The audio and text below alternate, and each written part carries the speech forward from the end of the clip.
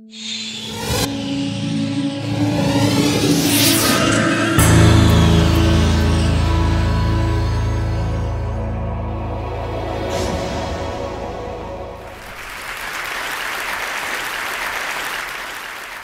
to Thailand. Now, when I was a young man 40 years ago, the country was very, very poor, with lots and lots and lots of people living in poverty. We decided to do something about it. But we didn't begin with a welfare program or a poverty reduction program, but we began with a family planning program following a very successful maternal child health sets of activities. So basically, no one would accept family planning if their children didn't survive. So the first step, get to the children, get to the mothers, and then follow up with family planning. Not just child mortality alone, you need also family planning. Now let me take you back as to why we needed to do it. In my country, that was the case in 1974. 7 children per family, tremendous growth at 3.3%. There was just no future. We needed to reduce the population growth rate. So we said, let's do it. The women said, we agree, we'll use pills. But we needed doctors to prescribe the pills. And we had very, very few doctors. So we didn't take no as an answer, we took no as a question. So we went to the nurses and the midwives, who were also women, and did a fantastic job at explaining how to use the pill. That was wonderful, but it covered only 20% of the country. What do we do for the other 80%? Leave them alone and say, well, they're not medical personnel? No, we decided to do a bit more. So we went to the ordinary people that you saw. Actually, below that yellow sign, I wish they hadn't wiped that, because there was Coca-Cola there. We were so much bigger than Coca-Cola in those days. And no difference. The people they chose were the people we chose. They're well known in the community. They knew that customers were always right. And they were terrific, and they practiced their family planning themselves. So they could supply pills and condoms throughout the country, in every village of the country. So there we are. We went to the people who were seen as the cause of the problem to be the solution. So wherever there were people, and you can see most of the women, selling things, here's the floating market, selling bananas and crabs, and also contraceptives. Wherever you find people, you will find contraceptives in Thailand. And then we decided, why not get to religion? Because in the Philippines, the Catholic Church was pretty strong, and Thai people were Buddhists. So we went to them, and they said, look, could you help us? So I'm there, the one in blue, not the yellow, holding a bowl of holy water for the monk to sprinkle holy water on pills and condoms for the sanctity of the family. And this picture was sent throughout the country. So some of the monks in the villages were doing the same thing themselves. And the women were saying, no wonder we have no side effects. It's been blessed. That was their perception. And then we went to teachers. You need everybody to be involved in trying to provide whatever it is that makes humanity a better place. So we went to the teachers. Over 250,000 were told about family planning with new alphabet: A, B for birth, C for condom, I for IUD, V for vasectomy. And then we had a snakes and ladders game where you throw dice. If you land on anything pro-family planning, you move ahead. Like, mother takes the pill every night. Good, very good mother, move ahead. Uncle buys condom. Very good uncle, move ahead. Uncle gets drunk, doesn't use condom. Come back, start again. Again, education plus entertainment. And the kids were doing it in schools too. We had relay races with condoms. We had children's condom blowing championship. And before long, the condom was known as the girl's best friend. In Thailand, for poor people, diamonds don't make it. So the condom is the girl's best friend. We introduced our first microcredit program in 1975, and the women who organized it said, we only want to lend to women who practice family planning. If you're pregnant, take care of your pregnancy. If you're not pregnant, you can take a loan out from us. And that was run by them, and after 35, 36 years, it's still going on. It's part of the Village Development Bank. It's not a real bank, but it's a fund, microcredit, and we didn't need a big organization to run it. It was run by the villages themselves, and you've probably hardly seen a Thai man there. It's always women, women, women, women. And then we thought we'd help America, because America's been helping everyone whether they want help or not.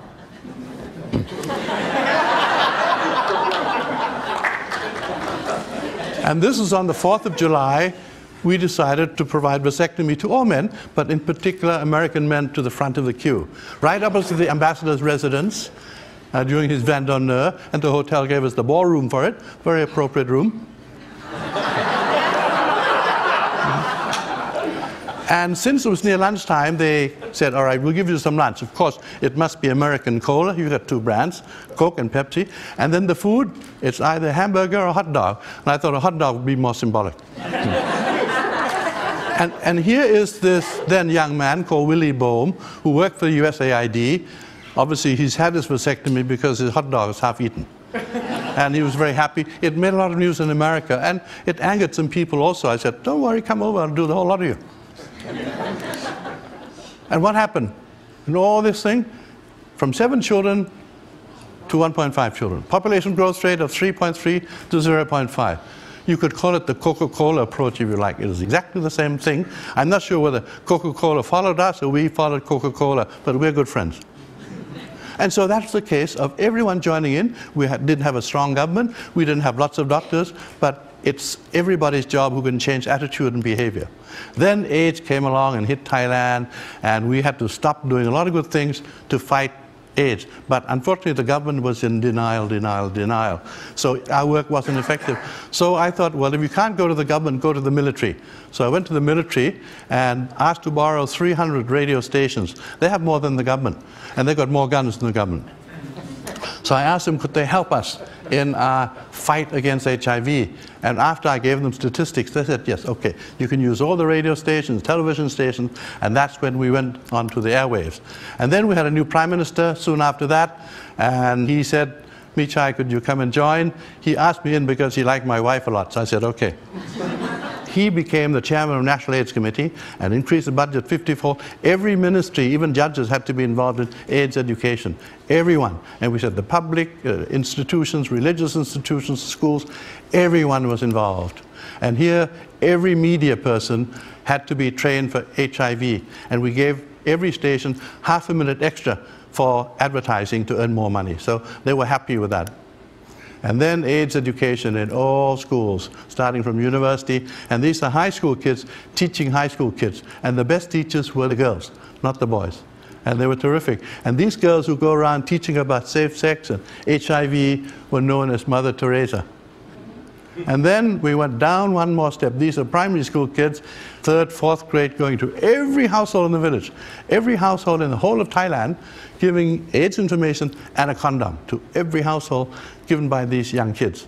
And no parents objected because we were trying to save lives, and this was a lifesaver. And we said everyone needs to be involved, so you have the companies also realizing that sick staff don't work and dead customers don't buy, so they all trade. And then we had this Captain Condom with his Harvard MBA, going to schools and nice spots, and they loved him. You need a symbol of something.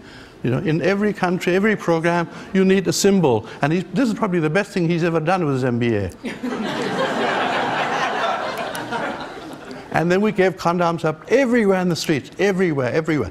In taxis, you get condoms. And also in traffic, the policemen give you condoms, our Cops and Rubbers program. So can you imagine New York policemen giving out condoms? Of course I can, and they'd enjoy it immensely.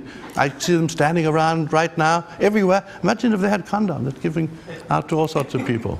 And then, you know, new change. We had hairband, clothing, and the condom for your mobile phone during the rainy season.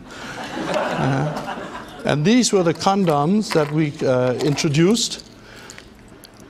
One says, weapon of mass protection. We found, you know, somebody here was searching for the weapon of mass destruction. Well, we have found the weapon of mass protection, the condom. And then it says here with the American flag, don't leave home without it. But I have some to give out afterwards, but let me warn you, these are Thai size, so be very careful. And so you can see that condoms can do so many things. Look at this. I gave this to Al Gore and to Bill Sr. also. Stop global warming, use condoms. And then this is the picture that I mentioned to you, that the weapon of mass protection. And let the next Olympics save some lives. Why just run around? And then finally, in Thailand, we're Buddhists, we don't have a God, so instead we say, in rubber we trust. So you can see that we added everything to our endeavor to make life better for the people.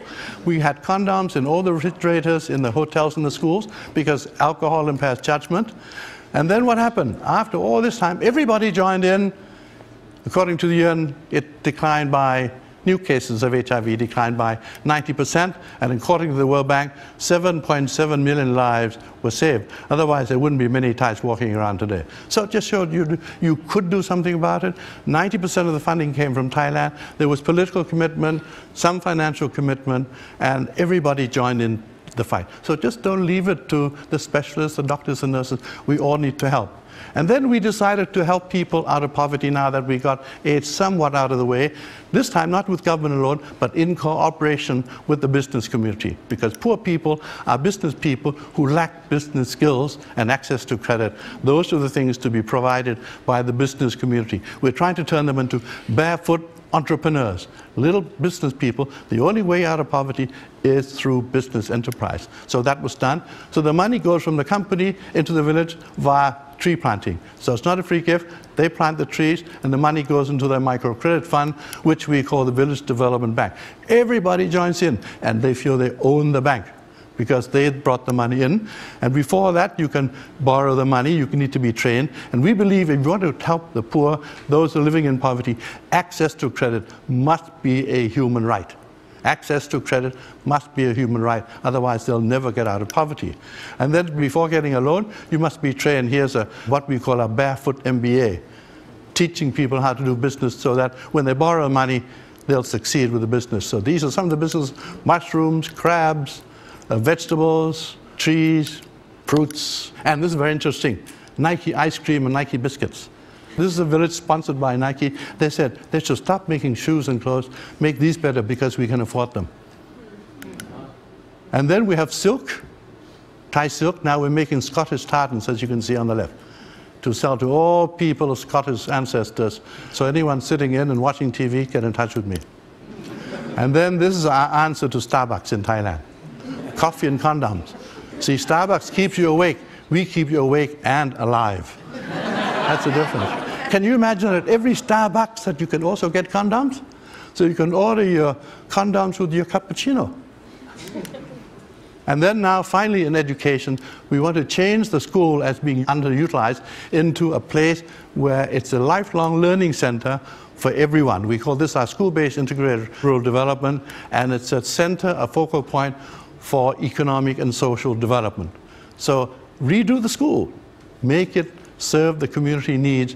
And here is a bamboo building. All of them are bamboo. This is a geodesic dome made of bamboo, and I'm sure Buckminster Fuller would be very, very proud to see a bamboo geodesic dome. And we use vegetables around the school ground, so they raise their own vegetables. And then finally, I firmly believe if we want the MDGs to work, the Millennium Development Goals, we need to add family planning to it. Of course, child mortality first, and then family planning. Everyone needs family planning service. It's underutilized. So we have now found the weapon of mass protection, and we also ask the next Olympics to be involved in saving lives.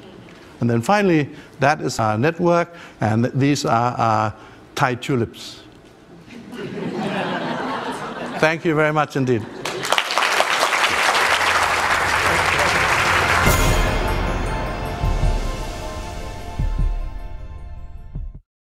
Investment in broadband high-speed internet can help small businesses create new American jobs. Small businesses are being formed, dreams are being launched, and at AT&T, we're investing billions to upgrade and build out our wired and wireless networks. Now is not the time to stall momentum or stifle innovation or investment. Jobs, dreams, and the future are at stake. AT&T, your world delivered.